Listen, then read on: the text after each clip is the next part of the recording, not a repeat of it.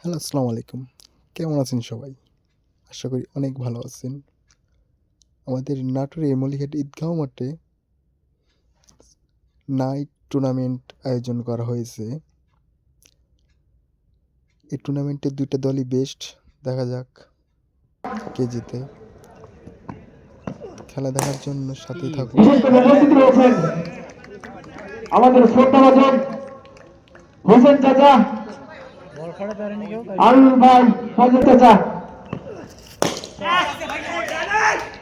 সভাপতি আমাদের শ্রদ্ধা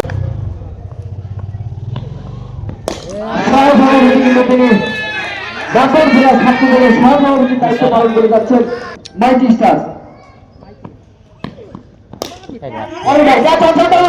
ভালো একটি কাজ নিয়ে নিয়েছেন কিন্তু সেই কিপার চন্দ্র সঞ্চয়, অর্থাৎ নাইট কিন্তু সে বজায় রাখতে পারে কিনা।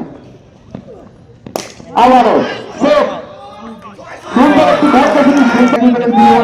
ছাব্বিশ রান